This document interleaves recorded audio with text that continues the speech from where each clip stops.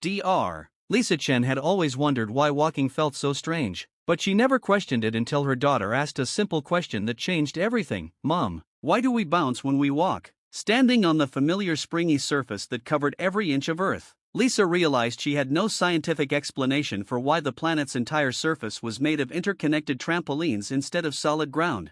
As a geophysicist, Lisa had spent years studying the elastic substrate that supported all human civilization. Cities were built on massive trampoline networks. Oceans were contained by flexible mesh barriers that created bouncing water surfaces, and even mountains were constructed from layered trampoline materials that allowed for incredible vertical mobility. The official explanation was that Earth had naturally evolved this way to prevent seismic damage and provide optimal shock absorption for all life forms.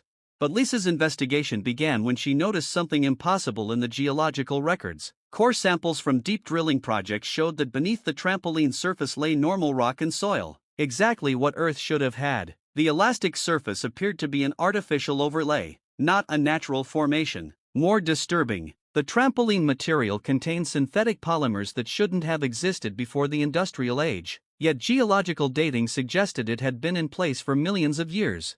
Her research partner Dr. Marcus Webb initially dismissed her concerns until they discovered that the bounce patterns weren't random. Every step, every jump, every movement on the trampoline surface generated specific vibrations that were being collected and analyzed by a vast underground network of sensors. Humanity's every movement was being monitored through the elastic surface they lived on.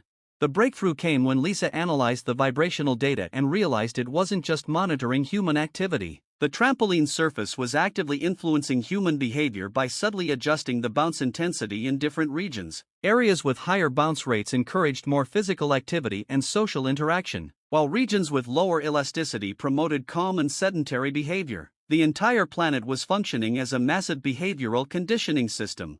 Lisa's investigation led her to classified government documents from the 1950s referencing something called the Bounce Protocol, a global infrastructure project designed to replace Earth's natural surface with an elastic monitoring and control system. The project had been implemented simultaneously worldwide over a single decade, despite no international cooperation on such a scale ever being officially documented. But the most shocking discovery came when Lisa found evidence that the trampoline surface wasn't designed for human comfort or safety. It was designed for harvesting energy. Every bounce, every movement generated kinetic energy that was being collected and stored in underground facilities. Humanity had unknowingly become a power source for something that required enormous amounts of constantly replenishing energy. Her investigation took a terrifying turn when she discovered that the energy wasn't being used on Earth at all. Deep beneath the planet's trampoline surface lay a massive transmission array that was beaming the collected kinetic energy directly into space. Earth had been converted into a planetary battery, with humans serving as unwitting energy generators for an off-world civilization.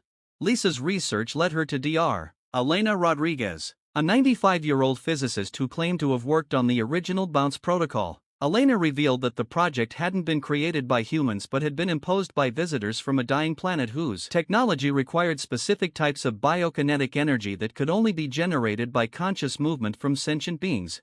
The trampolines weren't installed to help us, Elena explained during their clandestine meeting. They were installed to farm us. Every step we take, every jump our children make, every dance, every sport, every movement generates the exact frequency of kinetic energy our overlords need to power their technology. We're not living on Earth. We're working on it. Elena revealed that the alien civilization's home planet was dying, and they needed the kinetic energy generated by human movement to power their terraforming technology and life support systems. The trampoline surface ensured maximum energy extraction while keeping humans healthy and active enough to continue generating power indefinitely.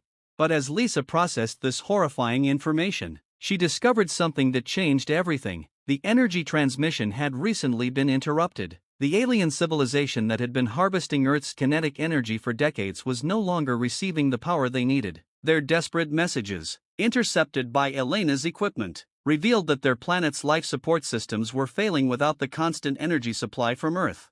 Lisa realized with growing horror that humanity was trapped in an impossible situation. The trampoline surface that had defined their entire existence was simultaneously their prison and their protection. Without the kinetic energy harvesting system, the aliens would be forced to return to Earth and directly extract the resources they needed, which would likely mean the end of human civilization as they knew it.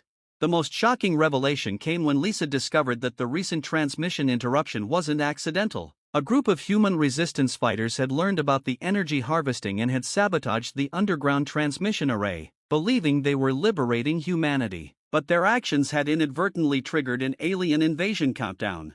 Elena showed Lisa intercepted communications indicating that the alien harvesting fleet was already en route to Earth. With an estimated arrival time of 6 months, the resistance fighters' victory had doomed the planet to direct conquest rather than indirect exploitation. Lisa faced an impossible choice: restore the trampoline energy harvesting system and condemn humanity to continued slavery as unwitting power generators, or allow the aliens to arrive and likely destroy human civilization in their desperate attempt to extract Earth's resources directly.